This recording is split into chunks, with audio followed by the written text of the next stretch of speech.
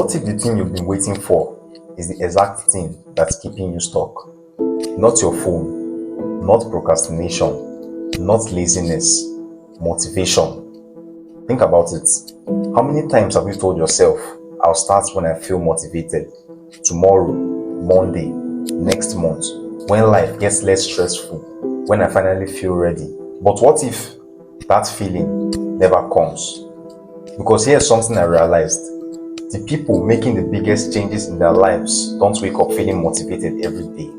Most of them don't even like starting, yet somehow they keep moving. So maybe the difference isn't motivation. Maybe it's what they do before motivation shows up. Because if you've been waiting for motivation, you've been waiting for something that was never supposed to lead you. Have you noticed? Motivation always shows up at the worst possible time. You watch one inspiring video, you feel like changing your whole life. You write down 10 goals. You promise yourself, this time will be different. Then you wake up next morning and that feeling is gone. Now you are confused. Yesterday, you wanted it so badly.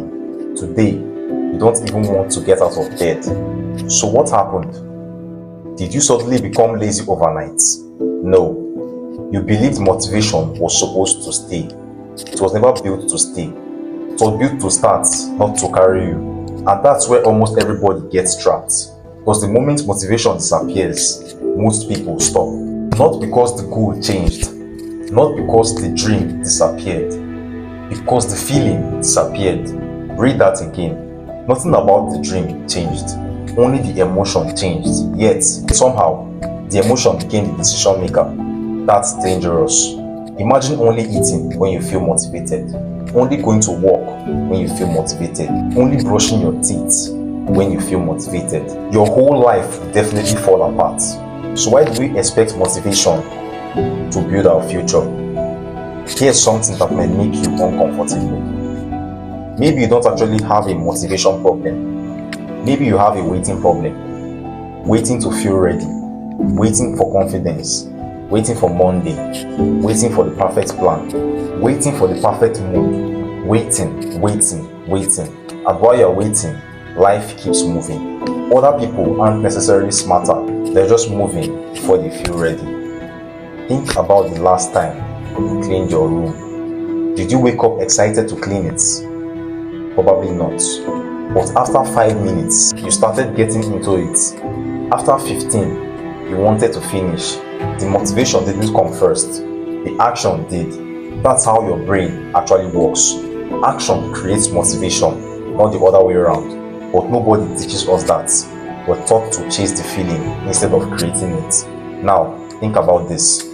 What if motivation isn't your engine? What if it's just the reward? Because every time you finish something, you suddenly feel motivated again.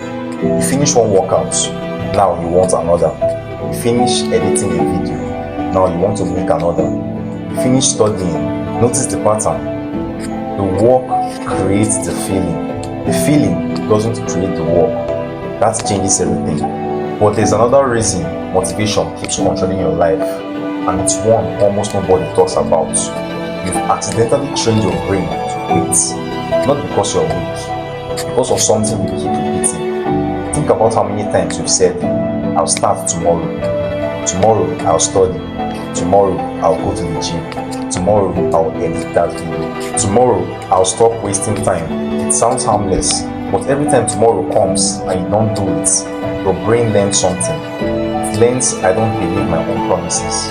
At first, that doesn't seem like a big deal. But after months or even years, you stop trusting yourself. Now every new goal feels fake. Not because the goal is impossible, because you've taught yourself that your own words doesn't mean anything. That's why some people struggle to stay consistent. It isn't because they are lazy, it's because they have broken so many promises to themselves, their brain has stopped listening. Now, here's something strange. The hardest part of almost every task isn't doing it, it's starting it. Have you noticed that? You can spend 3 hours thinking about studying, then finally open the book, and suddenly 30 minutes fly by. You can spend all day avoiding the gym, then once you're there, it doesn't feel nearly as difficult as your brain told you it would. So why does starting feel impossible? Because your brain hates uncertainty. When you haven't started, it fills the gap with fear. This is going to be hard. This will take forever. I probably won't finish. But the moment you begin, reality replaces imagination. And reality is usually much smaller than the story your brain created. So maybe stop asking, how do I stay motivated? Ask a different question. How do I make starting easier? Because motivation is unpredictable. Systems aren't. A person who depends on motivation works when they feel like it, while the person who depends on systems works whether they feel like it or not.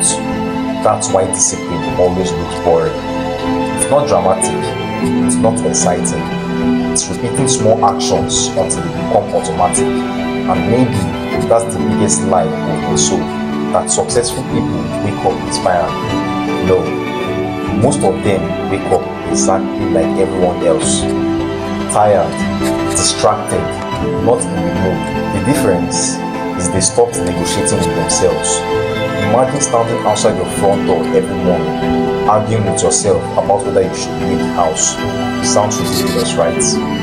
Yet, that's exactly what we do with our goals. We negotiate, maybe later, maybe tomorrow. Every negotiation steals energy. The decision becomes harder before you've even started.